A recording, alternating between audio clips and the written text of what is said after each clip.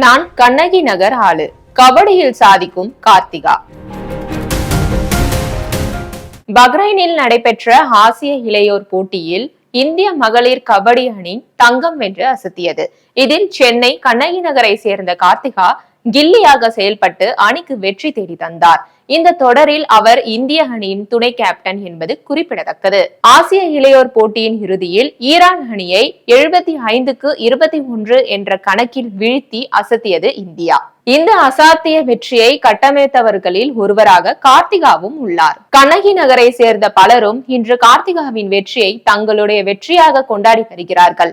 எளிய குடும்ப பின்புலத்தை சேர்ந்த அவரின் விடாமுயற்சியையும் வெற்றி கதையையும் உத்வேகம் அளிக்கக்கூடியது. சென்னை கண்ணகி நகரில் குடும்பத்துடன் வருகிறார் கண்ணகி நகர் கார்த்திகா. வீட்டுக்கு அருகில் உள்ள அரசு பள்ளியில் பயின்று வந்த அவருக்கு 12 வயதில் கபடி விளையாட்டின் மீது பற்று வந்துள்ளது. அந்த ஆர்வத்தை அவர் இறுக பற்றி கொள்ள அவரது பெற்றோர் ஊக்கம் தந்துள்ளனர். ஆரம்ப நாட்களில் தங்கள் மகளின் கபடி பயணத்துக்கு தங்கள் வசம் இருந்து நிதியை கொண்டு அவர்கள் உதவியுள்ளனர். கார்த்திகாவின் ஆர்வத்துக்கு மேலும் ஊக்கம் தரும் வகையில் பயிற்சியாளர் ராஜி உதவியுள்ளார். அரசு பள்ளியில் பயிலும் மாணவிகளை கொண்டு ஒரு கபடி அணியை அவர் உருவாக்கியுள்ளார். அங்கிருந்து புறப்பட்ட கார்த்திகா எதிரில் இருந்த தடைகளை மூச்சு பிடித்து முட்டி மோதி முன்னேறி இப்போது தேசத்துக்கு பெருமை தேடி தந்துள்ளார்.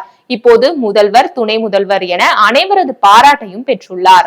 ஆசிய இளையோர் விளையாட்டு போட்டியில் தங்கம் பதக்கம் வென்ற இந்திய ஆடவர் மற்றும் மகளிர் அணிகளில் இடம்பெற்ற தமிழ்நாட்டை சேர்ந்த கபடி வீரர்கள் அபினேஷ் மோகன்தாஸ் மற்றும் கார்த்திகா ரமேஷ் ஆகியோருக்கு ஊக்கத்தொகையாக தமிழக முதல்வர் தலா 25 லட்சம் ரூபாய்க்கான காசோலைகளை முதல்வர் ஸ்டாலின் வழங்கினார். சென்னை கண்ணகி நகர் அரசு மேல்நிலைப் பள்ளியில் பயின்று வரும் கார்த்திகா ரமேஷ் என்பவர் தேசிய அளவிலான SGFI, கேலோ இந்தியா மற்றும் பெடரேஷன் நேஷனல்ஸ் உள்ளிட்ட போட்டிகளில் மொத்தம் 11 முறை தமிழ்நாட்டுக்காக விளையாடி அதில் 8 பதக்கங்களை வென்ற சிறப்புடைய திறமையான விளையாட்டு வீராங்கனை ஆவார். மேலும் அவர் 5 முறை தமிழ்நாடு அணியின் அணி தலைவராக பொறுப்பேற்று அணியை வழிநடத்தியுள்ளது குறிப்பிடத்தக்கது. தற்போது இளையோர் பெண்கள் இந்திய கபடி அணியின் துணை அணி தலைவராக செயலாற்றி இந்திய அணியை வெற்றி பாதைக்கு வழிநடத்தும் சிறப்பான தலைமை திறனை வெளிப்படுத்தியுள்ளார். நான் கண்ணகி நகர் ஆளு. எங்கள் பகுதி மக்கள் மீதுள்ள குற்ற பின்புலம் கொண்டவர்கள் என்ற அடையாளத்தில் இந்த வெற்றி உடைக்கும் என நம்புகிறேன். கண்ணகி நகரில் உள்ள அனைவரும் கடின உழைப்பாளிகள், உழைக்கும் வர்க்கத்தினர்.